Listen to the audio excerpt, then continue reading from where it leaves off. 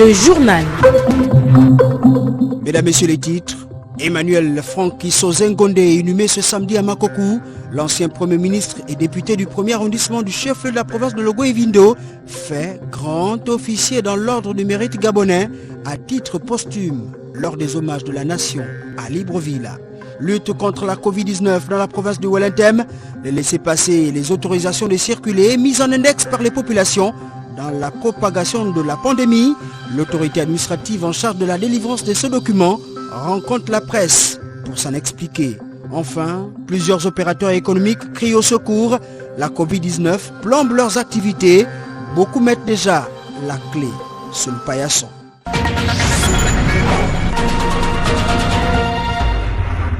Je suis Achille Mwanda Moussoti, bienvenue à tous. L'inhumation de l'ancien Premier ministre et député du premier arrondissement de Makokou a lieu ce samedi dans le chef-lieu de la province de Logo-Evindo, marqué avant par un tour de ville et l'oraison funèbre ainsi que l'hommage de la province. À Libreville, l'illustre disparu a reçu les hommages de la nation. Le Premier ministre Julien Kogebekale, au nom du chef de l'État, s'est plié au rituel. Ahmad Beni Evaka.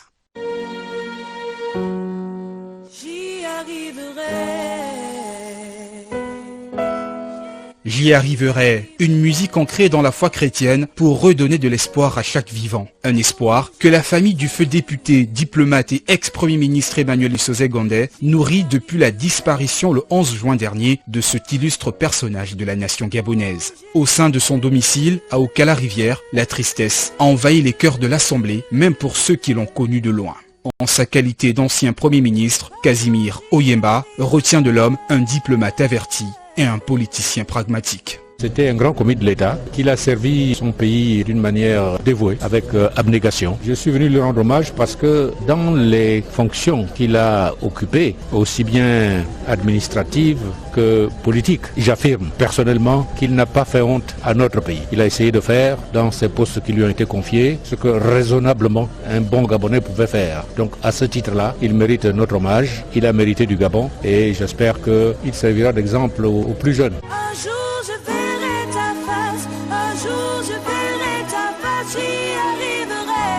Plusieurs figures influentes du pays ont pris part à cette cérémonie funéraire, à l'exemple de l'ancien vice-président de la République, Pierre Claver Maganga Moussavou, et de deux autres ex-premiers ministres, à savoir le docteur Paulin Bamgema et Raymond Dansima. Tous touchés par la disparition tragique d'Emmanuel Sozengonde, qui pour eux restera à jamais gravé dans les mémoires. Ahmad, avant le gouvernement, plusieurs personnalités politico-administratives se sont rendues au domicile familial d'Okala-Rivière où était exposée la dépouille d'Emmanuel Francky Sozengonde, l'ancien Premier ministre. C'est un hommage mérité qu'Emmanuel Sozengonde vient de recevoir de la part des membres du gouvernement et de certains diplomates accrédités dans notre pays. Avant de rejoindre ses ancêtres dans l'au-delà, le fils de Passenger a été rehaussé dans le discours solennel du Premier ministre Julien Kogebekale au nom du chef de l'État Ali Bongo Ondimba et de l'ensemble du gouvernement. Les yeux remplis de chagrin derrière ses lunettes, Julien Kogebekale garde à l'esprit un homme qui n'a pas failli à ses missions. Le président de la République, chef d'État, son Excellence Ali Bongo Ondimba, pour qui tu demeureras un des collaborateurs les plus fidèles et loyaux et qui te décerne aujourd'hui, à titre posthume, la distinction honorifique de grand officier dans l'ordre du mérite gabonais. Durant toute sa vie, il a toujours su faire passer l'intérêt supérieur de la nation avant le sien. Même au plus haut de ses responsabilités, ô combien complexes parfois, il a su garder la foi en notre pays, le Gabon. Pour lui, l'histoire retiendra qu'en 2017, Emmanuel Sozengonde a été un véritable catalyseur lors des assises d'Angonje. Merci Emmanuel d'avoir été cet immense homme politique, artisan de paix, qui a, sous la très haute impulsion de son Excellence Ali Bongo Ondimba, qui a su organiser le dialogue national d'Angonje entre le gouvernement et l'opposition du 28 mars au 26 mai 2017. Dialogue politique qui a abouti à plusieurs réformes politiques et institutionnelles majeures pour notre démocratie. Tu en as été l'artisan. Quel ainsi honneur cela a été pour moi de marcher sur tes pas, de continuer cette œuvre d'apaisement social que tu as initiée en des moments particulièrement sensibles. Sur sa terre natale, en direction vers sa dernière demeure, la famille, amis et connaissances comptent immortaliser le moine Mboka pour les générations futures. Le saviez-vous? Il existe des gestes simples à connaître pour empêcher la propagation du coronavirus. On les appelle les gestes barrières. Quels sont-ils? Se laver fréquemment les mains avec un désinfectant à base d'alcool ou de l'eau et du savon. En cas de toux et d'éternuement, couvrez la bouche et le nez avec une coude fléchie ou un mouchoir. Jetez immédiatement le mouchoir et lavez-vous les mains. Évitez tout contact étroit avec une personne ayant de la fièvre et de la toux. Saluez sans se serrer la main. Évitez les embrassades. Nettoyez les objets et les surfaces souillées. Si vous présentez des symptômes de la grippe, fièvre, toux, éternuement, difficulté à respirer, ne vous rendez pas dans une structure sanitaire ou chez votre médecin traitant. Appelez le 1410. Lutte contre la Covid-19 dans la province du Wellington, la délivrance quasi permanente du laissez-passer ou l'autorisation de circuler, mise en index par de nombreux observateurs dans la propagation de la pandémie dans cette partie du pays. Face à cette situation, l'autorité administrative habilitée à délivrer ces documents éclaire l'opinion sur les conditions d'obtention. OIM, Firmin et les bien mesures. La curieuse multiplication du nombre de véhicules non astreints techniques en circulation ici dans la province du Wellington est au centre de cette préoccupation des forces de l'ordre en poste de contrôle. L'autorisation spéciale du gouverneur de province pour désengorger et libérer l'économie reste le seul document valable dans sa conformité à la libre circulation. Désormais, dans les mains des faussaires, le secrétaire général du gouvernorat, représentant le gouverneur de province empêché, situe les mécanismes de délivrance de ce document. Clément comme Biban. Pour obtenir une autorisation de circuler ou bien une autorisation dite spéciale, l'individu ou bien l'intéressé doit faire une demande qu'il dépose au gouvernorat. La demande doit être motivée, c'est-à-dire on doit avoir le motif pour lequel vous demandez une autorisation de circuler. Il n'est pas dit qu'une fois que vous avez déposé votre demande, elle va être obligatoirement agréée. La demande peut être agréée comme elle peut être refusée. C'est une demande que vous faites. Et nous nous jugeons de l'opportunité de vous attribuer cette autorisation ou bien de ne pas vous l'attribuer. Il faut des pièces justificatives. S'il s'agit d'une évacuation sanitaire, s'il s'agit d'un commerçant, il faut la fiche circuit. S'il s'agit de deuil, il faut l'acte de décès. S'il s'agit d'autres manifestations, il faut qu'il y ait un document justificatif de la manifestation que vous voulez organiser. Préoccupé de ce que ce document devient un nouveau modèle de nargage des autorités compétentes en poste de contrôle,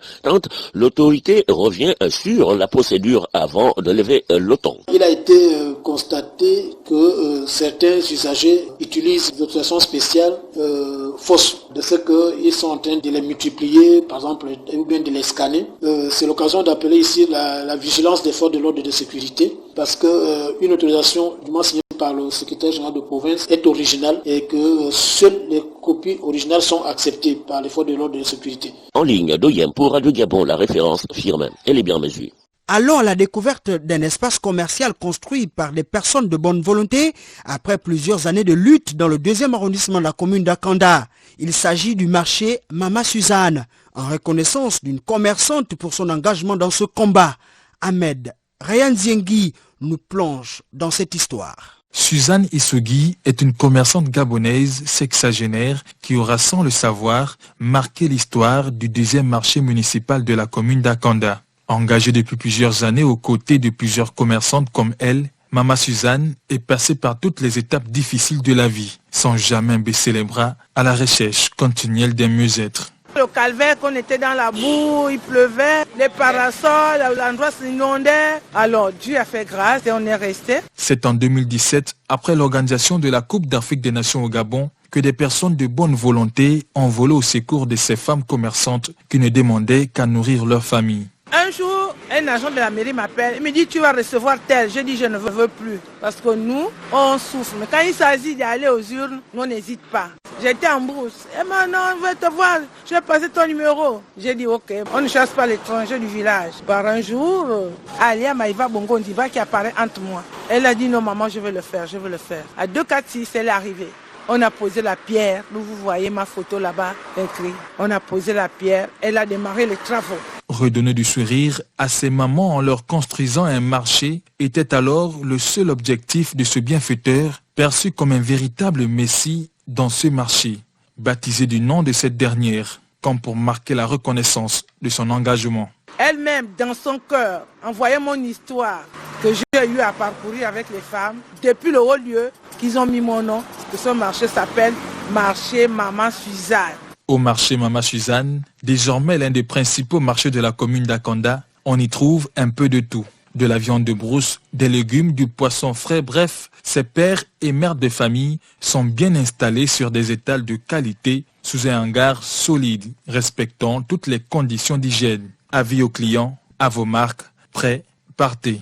La crise sanitaire liée au Covid-19 plombe les activités de plusieurs opérateurs économiques. Marie-Clotilde Bingouma a rencontré une brocante qui raconte son quotidien. Reportage. Nous sommes dans le quartier Okala, dans la commune d'Akonda. Un magasin peu commun attire notre attention par le nombre et la qualité d'objets exposés à l'entrée de cet espace commercial. Des objets usagés, allant des figurines de collection, des appareils électroménagers en passant par les fauteuils roulants, des cannes anglaises et des pompes à eau. Nous nous sommes donc rapprochés de Vitus, le brocanteur de nationalité béninoise, qui souligne l'impact de la crise sanitaire liée au coronavirus sur son commerce. Tout la difficulté tellement. Un critique qui ne marche pas et puis on n'est pas toute la journée pour vendre. Et le jour on demande des frais, mais on freine.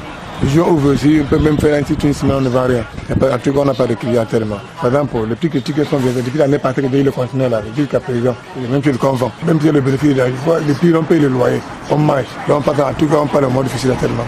Au moment, il n'y a rien qui marche. Ils sont tout longtemps fermés. Maintenant, on ouvre la matinée de l'hygiène. Au moment là, il n'y a rien qui marche. On va mettre la fin de mois, on va voir un peu. Et puis la crise là, c'est fort pour nous. Il faut qu'ils revoient un peu aussi la douane et le taxe ici là. Ici, malgré tout, le taxe devient toujours le même. Les contrôles de tout, il y a trop de contrôles aussi. Il y a des taxes complètes. Malgré tout, il y a des crises, il n'y a rien de marche, mais les taxes n'ont jamais été diminuées. Le système de la mairie, le ministre de commerce, tout ça, le ministère de commerce qui embête. En fin de compte, là, tu vas voir beaucoup vont fermer.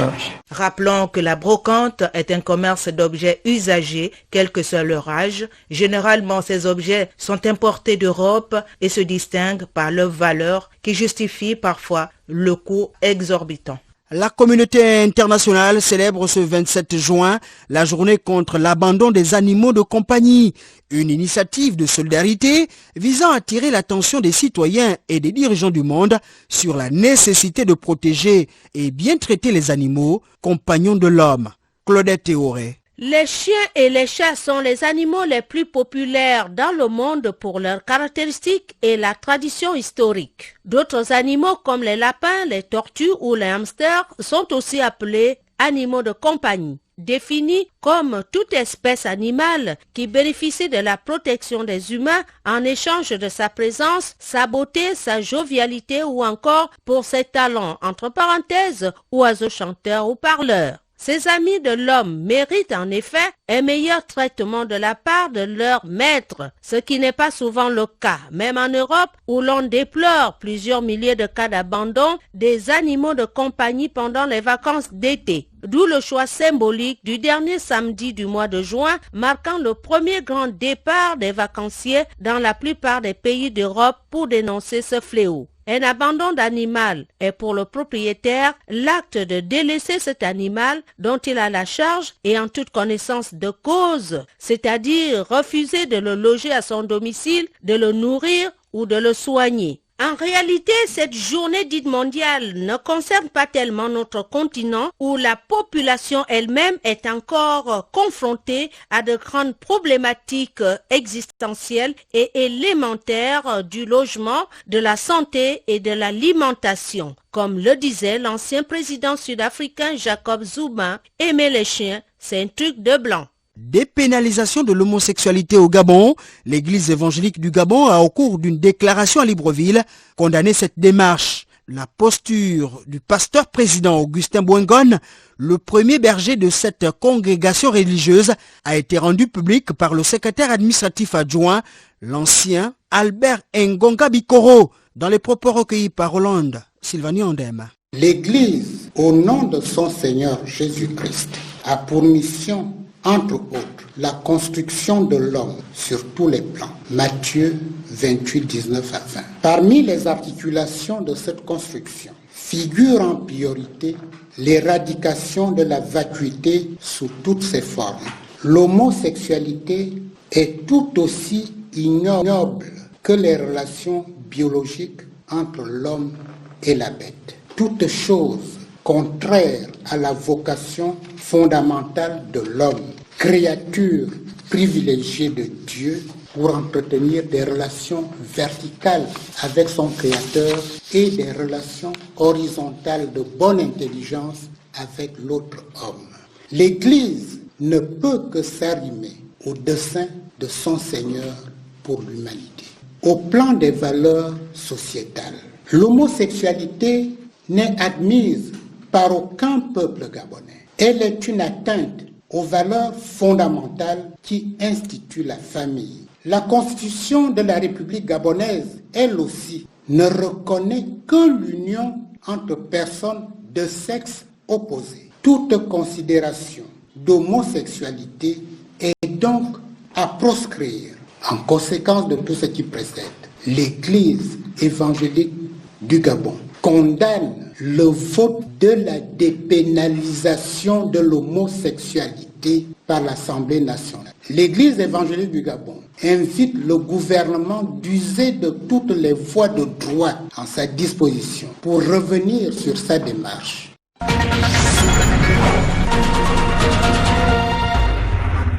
L'actualité à l'étranger est avec vous, Raymond Savou de Santa Fe et Mbolo Samba. Mbolo Samba Chilmwanda. Nous débutons par le nouvel ajournement du procès de 3 Camerounais détenus depuis 5 ans pour espionnage. L'affaire a été renvoyée au 24 juillet, un 6e renvoi depuis l'ouverture du procès en janvier. Ni le parquet ni le ministère de la Justice n'ont souhaité commenter le dossier. Marie Dawandala, Damaris Doukouya et Marthe Weteya n'avaient que 17 ans lorsqu'elles ont été arrêtées dans l'extrême nord du Cameroun dans le cadre des opérations de lutte contre Boko Haram, très actifs dans la région. L'ancien président burundais Pierre Nkurunziza vient d'être inhumé après un hommage national rendu au stade Igoma de Gitega. Les cérémonies ont débuté par un hommage rendu au défunt dans la plus stricte intimité familiale par son épouse Denise Boukoumi Nkurunziza, ses enfants et des proches qui les accompagnaient. Puis un convoi funéraire sous forte protection militaire et policière a quitté l'hôpital du cinquantenaire pour se diriger vers Gitega, la capitale administrative du pays. La population a été invitée par les autorités à se regrouper tout au long de la route entre Karoussi et Gitega pour rendre un hommage à Pierre Nkurunziza, décédé à l'âge de 55 ans après avoir passé 15 ans à la tête du Burundi. Les populations vêtues de blanc avec des photos de l'illustre disparu ont rendu un hommage national avec des prières œcuméniques au stade Igoma de Gitega. Emmanuel Macron, mardi prochain à Nouakchott, le président français va prendre part dans la capitale mauritanienne à un sommet du G5 Sahel consacré à l'évaluation de la situation sécuritaire consécutive à la lutte anti-djihadiste dans la région. L'annonce a été faite ce vendredi à l'Elysée. Le chef de l'État français fera un aller-retour pour s'entretenir avec ses homologues du G5 Sahel, à savoir les présidents du Niger, Tchad, Mauritanie, Burkina Faso et Mali, en présence du président de la Commission de l'Union africaine et de la secrétaire générale de l'Organisation internationale de la francophonie. Après cet échange à huis clos, les 6 dirigeants se réuniront en visioconférence avec plusieurs chefs d'État et gouvernements de pays d'organisations membres de la coalition pour le Sahel, dont le président du Conseil européen, la chancelière allemande, le président du Conseil italien et le premier ministre espagnol. La situation sécuritaire est précaire avec des attaques djihadistes récurrentes et des violences intercommunautaires qui ont fait 4000 morts en 2019, 5 fois plus qu'en 2016 selon l'ONU. Merci Raymond Savou de Santa Fe. Retrouvons cette fois Eldan Elikumba. Vous vous intéressez à Madagascar, ancienne colonie française qui vient de célébrer les 60 ans de son indépendance, mais en situation d'état d'urgence sanitaire, l'événement revêt un caractère sobre. 26 juin 1960, date symbolique pour le peuple malgache. Chaque année, des drapeaux sont hissés un peu partout dans le pays pour marquer son indépendance. Mais pour cette édition, ni lampion, ni feu d'artifice, podium ou kermesse, parade militaire réduite à suivre à la télévision. La pandémie du coronavirus empêche la liesse populaire. Le cœur n'est donc pas à la fête. En effet, les préoccupations de la population sont ailleurs. Comment subvenir aujourd'hui à ces besoins? Les moyens sont limités. La pandémie du coronavirus bloque les activités. Le confinement a mis au point mort le commerce et ruiné les années d'efforts des acteurs économiques. Avec une superficie de plus de 587 000 km² et une population de 27 millions d'habitants, Madagascar est un pays situé au sud-est de l'Afrique dans l'océan Indien. Il est divisé en 6 provinces autonomes. La langue officielle est le malgache, quoiqu'on y parle aussi le français. 5 îlots administrés par la France, reconnus pour leur biodiversité, possiblement riche en hydrocarbures marines, environnent l'île et sont revendiqués par Madagascar depuis 1970. Et pour tenter de sortir de cette situation, les deux chefs d'État, Andry Rajoelina et Emmanuel Macron, ont organisé une première réunion de la commission mixte le 18 novembre 2019 à Antananarivo. Là, l'échéance pour l'organisation d'une deuxième rencontre des négociations avait été fixée au 26 juin 2020 afin de parvenir à une solution commune. Jusqu'à ce jour, aucun face-à-face n'a été tenu, d'où la question des partis politiques et associations il y a moins d'une semaine sur les résultats promis par le chef de l'État malgache concernant la restitution de ces îles éparses. En entendant la résolution de ce dossier, retenons que la commémoration des 60 ans d'indépendance de Madagascar est célébrée dans la simplicité. Le maximum de précautions ont été prises pour éviter la propagation du Covid-19. Aussi, ce qui est célébré ce 28 juin 2020, c'est la fin de la mainmise de la France sur le pays et la liberté retrouvée du peuple malgache. L'île étant déjà indépendant avant l'époque coloniale et le protectorat français.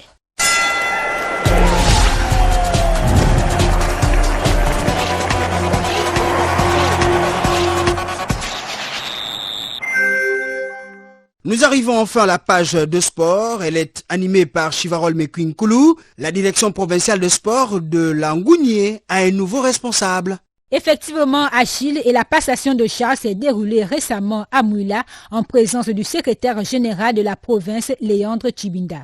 Les détails avec Hervé David Magena. Vincent de Paul Bouka remplace à ce poste Françoise Mongoyona. Il a promis de ne ménager aucun effort pour mériter la confiance placée en sa modeste personne. Le sentiment qui m'anime en ce moment ne peut être qu'un sentiment de joie. Toutefois, je voudrais aussi mesurer l'étendue de la tâche qui m'attend en ce moment. Animer le sport dans la province de Langounié, mais également encadrer et susciter la création des associations sportives, mais aussi les mouvements et associations de jeunesse, sans oublier les activités de loisirs. Le promu mesure l'ampleur de ses responsabilités. Il s'engage à donner un nouveau souffle à la direction provinciale des sports de Langounié. Le directeur provincial est leader. Je dois coordonner et orienter.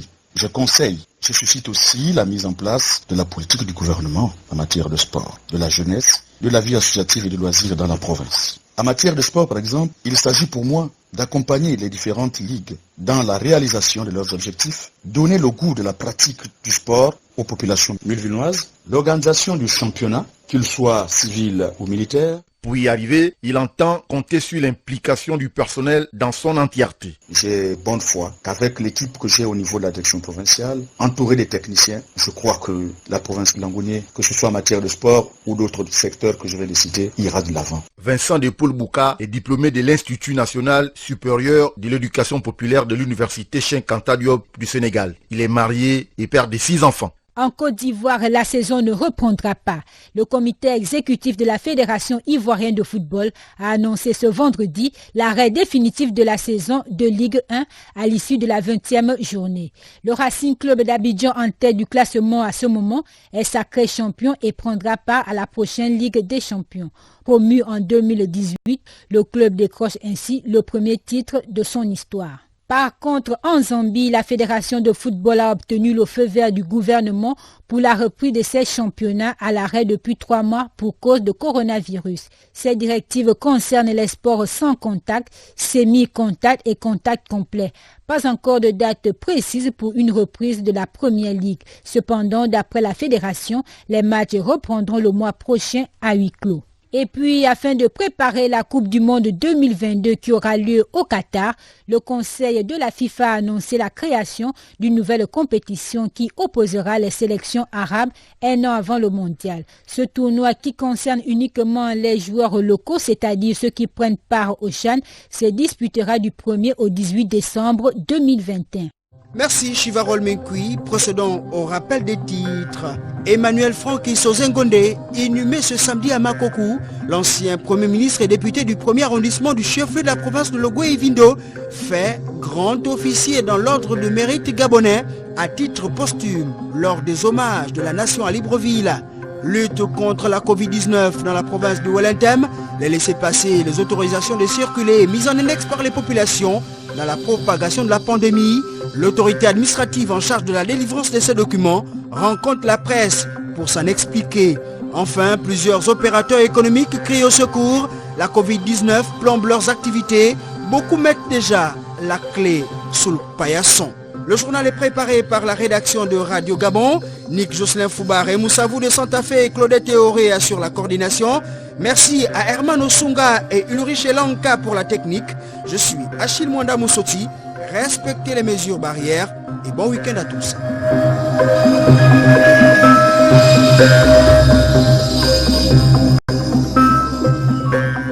Vous êtes câblé sur Radio Gabon émettant de Libreville, 88.7, 96.5 FM. Où que vous soyez, nous sommes avec vous.